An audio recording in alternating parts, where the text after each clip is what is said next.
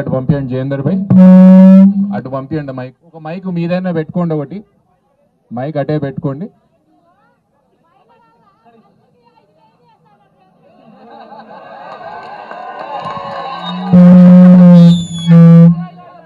అటు పంపు, అటు పంపు బా. 5 లక్షలు ఇస్తా అన్నాడు, బెడ్ బాక్సాలు ఇస్తా అన్నాడు, కోట్లాసులు కట్టిస్తా అన్నాడు. ఏది తెచ్చిండు? ఏదే లేదు. అందరినీ బయలుదేసిండు, బయలుదేసి పొందలు పెడుతున్నాడు. బయలుదేసి పొందలు పెడుతున్నాడు. ఒక్కరట్లా బతుకుతున్నారా? ఊరికి 1,00,000 మంది వస్తున్నారు సాగులో. ఏడ తయారు చేసిండు మందులు? ఏడ తయారు చేసిండు మందులు? అన్న ఈడు అన్నాడు మమ్మల్ని పెంచిండా? పాపలమా కొడుకులమా? అమ్మ నీ పేరేం పేరే? నా పేరు వెంకటమ్మ. వెంకటమ్మ, నీకు ఈసారి బతుకమ్మ చీరలు వచ్చినాయా? బతుకమ్మ చీరలా? 10 పంపిడు. బతుకమ్మ చీరలు 10 పంపిడు. దొంగ దొంగ చోరీ. ఇదివరకు పింఛి చేస్తాను, పింఛి చేయలేదు. నేను ఖాళీ తక్కరాయి చెయ్యి ఈ 10 ఏళ్ళ 20 బియ్యంలే పింఛలేదు. ఏం చేయడా? మా లేక గదులు పెట్టిస్తాడు పెళ్ళానికి. సరే వెంకటమ్మ, సరే సరే సరే, అటు పంపి. అగోడ రైతన్న మాట్లాడుతున్నారు. జయేందర్ భాయ్ అటు పంపియండి. జయేందర్ భాయ్ ఆడ అటు పంపి, అటు పంపించే నీచి మేఘమన్న అటు పంపి.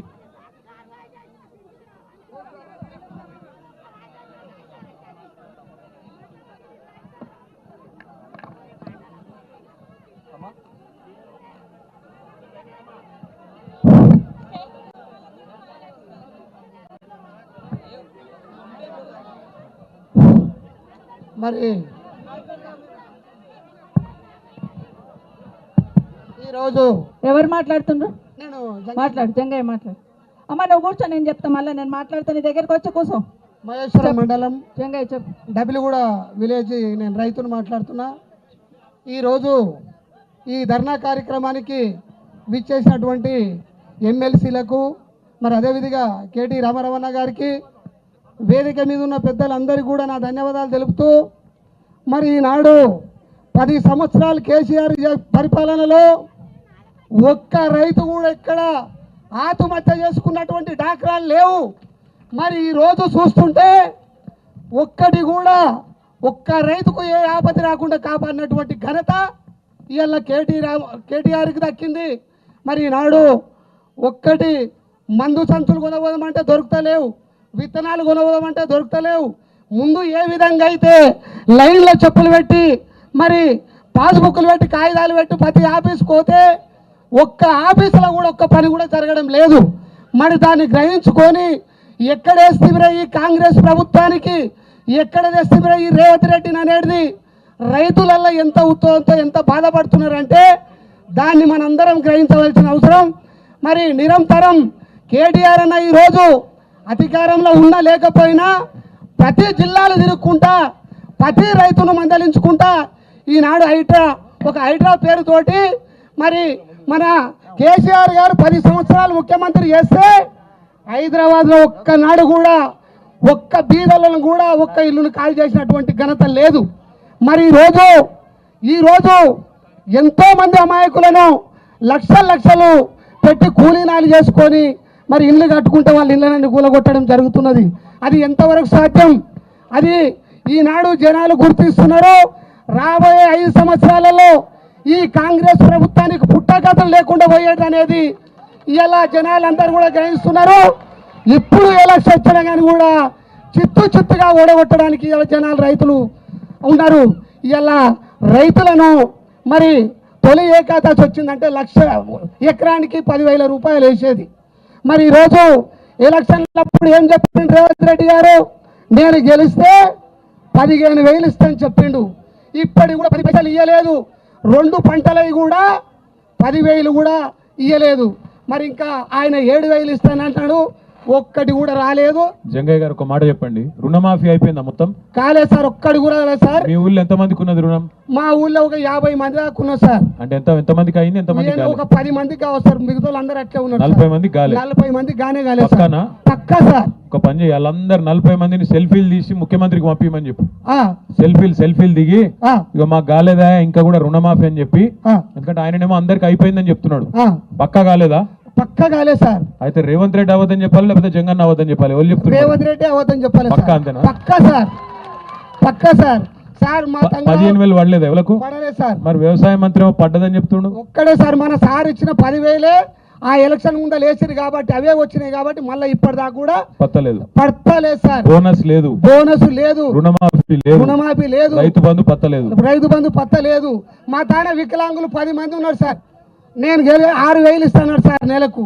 6,000 లేవు, 2,000 లేవు, మొత్తం గుండుసున్న చేసిండు. మరి ఈరోజు ప్రభుత్వాన్ని ఏ విధంగా రైతులు దివాళీ తీసిపోతున్నారంటే మీరు ప్రతి జిల్లా చూసి ప్రతి జిల్లా తిరుగుతున్నారు కాబట్టి మరి అందరిని కూడా గ్రహించి మరి ఈ విధంగా నువ్వు పోరాటం చేస్తే తప్ప ఇంకా పోరాటం చేయాలని కోరుకుంటున్నా సార్. పాల బిల్లులు వస్తున్నాయి, పాల బిల్లులు కూడా లేవు సార్, ఏమి లేవు సార్, ఏమి లేవు సార్. రియల్ ఎస్టేట్ ఎట్లున్నది మీ రంగారెడ్డి జిల్లాలో? రియల్ ఎస్టేట్ సార్ మన అది కూడా డామా సార్. సార్ కేసీఆర్ ఉన్నప్పుడు రియల్ ఎస్టేట్ బాగుందంటే శైలి అవటరు ఒకసారి. లేదు సార్, లేదు లేదు, బాగా లేదంటే శైలి అవటరు. లేదు లేదు లేదు. ఇది కూడా కరెక్టేనా? మరి ఏది బాగున్నది ఇప్పుడు? మరి ఏది బాగలేదు సార్. మరి ఇంకా 4 ఏళ్ళు ఎట్లా భరించాలి? 4 ఏళ్ళు సార్, మనం 4 ఏళ్ళు భరించలేము, ఏం భరించలేము సార్. కరెంటు కూడా వస్తలేదు, ఏ టైం వస్తుంది ఏ టైం పోతుంది కూడా కరెంటు కూడా వస్తలేదు సార్. అన్ని విధాలు కూడా రైతులు చాలా ఆర్థికంగా ఇబ్బందులతో ఉన్నారు కాబట్టి మరి దళిత బంధు లేదు. అప్పుడు ఎవరన్నా కర్మదీరి చనిపోతే వారం రోజులలో 5 లక్షలు వచ్చేది సార్. ఆ 5 లక్షలు కూడా వస్తలేవు సార్. వడ్ల పైసలు పడ్డాయి అని అడుగుతున్నాడు. పడలేదు సార్, పడలేదు సార్, పడలేదు. మీరు ఇంకా బాగా చేయాలని కోరుకుంటూ చాలా సంతోషం. Thank you sir, thank you. అగర్మిగూడకి జంగారెడ్డి ఒక్క నిమిషం మాట్లాడండి. ఏడున్నారు మైక్ జంగారెడ్డికి ఇచ్చేయి.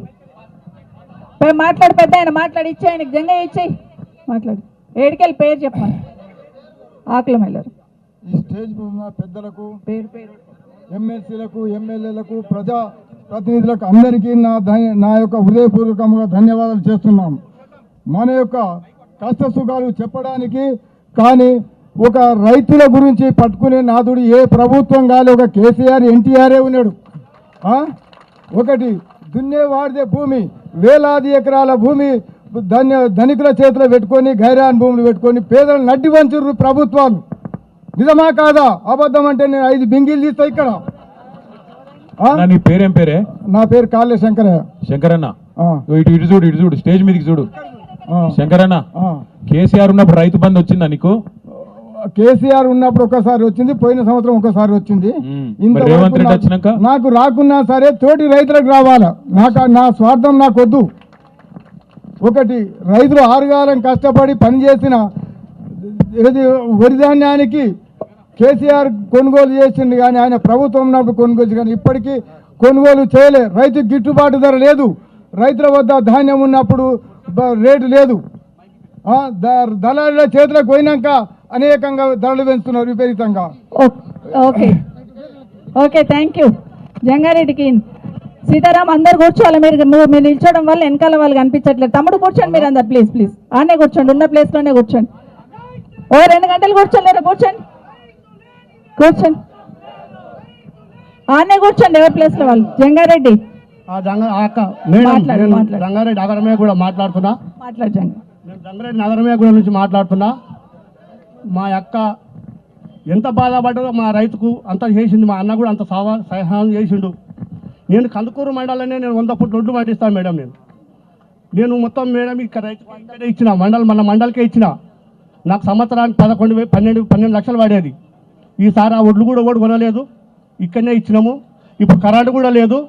ఇప్పుడు 20 ఎకరాలు నాటేదానికి 10 ఎకరాలు కూడా నాటలేకపోయినా. నేను ఇప్పుడు రైతు బంధు ఇస్తాను, రైతు బంధు లేదు. రుణమాఫీ ఇస్తాను. మా ఇంట్లో 4 కోట్లకు రుణమాఫీ ఉంది, ఎవరికి ఇవ్వలేదు. 1,00,000, 2 లక్షలు, 1,00,000 నా పేరు మీద 35,000 కూడా ఇవ్వలేకపోయింది నాకు. మా 35,000 కూడా వాళ్ళే. 35,000 కూడా వాళ్ళే. మరి 1,00,000 లోపల మొత్తం అందరికి అయిపోయింది. నా కొడుకు పెద్ద కొడుకు 1,00,000 ఉన్నది, నా చిన్న కొడుకు 1,00,000 ఉన్నది, నా నడుపు కొడుకు 1,00,000 ఉన్నది. ఎవరికి 1,00,000 వాళ్ళే మాకు. నా భార్య పేరు మీద 1,50,000 ఉన్నది, అవి కూడా వాళ్ళలేకపోయినాయి. 35,000 నీ పేరు మీద? నా పేరు మీద 35,000 అంటే 30,000 కూడా కాలేకపోయినాయి. మొన్న వచ్చి అందరు ఫోటోలు తీసుకున్నారు. అందరి ఫోటోలు తీసుకుని ఏం చేస్తారో తెలియదు. కానీ కరెంటు కూడా చక్కగా ఉంటుంది. కరెంటు ఎప్పుడు పొద్దున్న 6 గంటలకు పోతే తెల్లవారు మళ్ళీ 6 గంటలకు వస్తున్నది. అది పొద్దున్నాక 10 సార్లు పోతుంది మళ్ళీ. మరి ఊర్లో ఏమనుకుంటారు జంగన్న? ఊర్లో ఏమనుకుంటున్నాం అంటే అంత ఏం చేస్తాం సార్, మా రామన్న మంచిగా ఉండే, మా రామన్న చేస్తుండే అని మేము అందరం క్షమాపణ కోరుకుంటున్నాం ఇప్పుడు. అంతేనా? ఆ. చెంపలు వేసుకుంటే తప్ప ఇప్పుడు చేసేది ఏం లేదా ఇక? ఇప్పుడు నాకు 2 ఎకరాలు ఆడ భూమి లెక్కల రోడ్డు కూడా 300 ఫీటర్ రోడ్ తీస్తాను, 300 ఫీటర్ రోడ్ తీస్తుండే ఆయన, అక్కడ తీస్తాడు పాప సిటీ కంట. మా రామన్న కొన్నాడు ఆడ 7 ఎకరాలు, ఆ రామన్న అంటే డెవలప్ చేస్తాడంట, పోయిందో ఉన్న 2 ఎకరాలు కూడా పోతున్నది. ఆయన గజాలు ఇస్తాడంట, మాకంటే ఆయన గజాలు ఇస్తాడంట ఎకరాలు తీసుకొని. థ్యాంక్ యూ అన్న. మనకు కేసీఆర్ గారు ఉన్నప్పుడు లక్షల మందికి ఉద్యోగాలు కల్పించాలని అక్కడే పెడతాం మీ మైక్.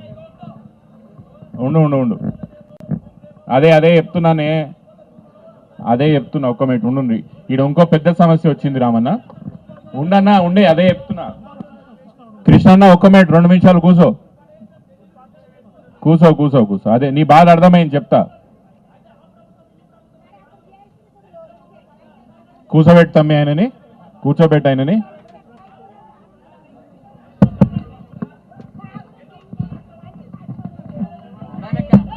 కృష్ణ నీకు మైక్ ఇస్తా, కూర్చో కృష్ణ, ఒక నిమిషం కూర్చో.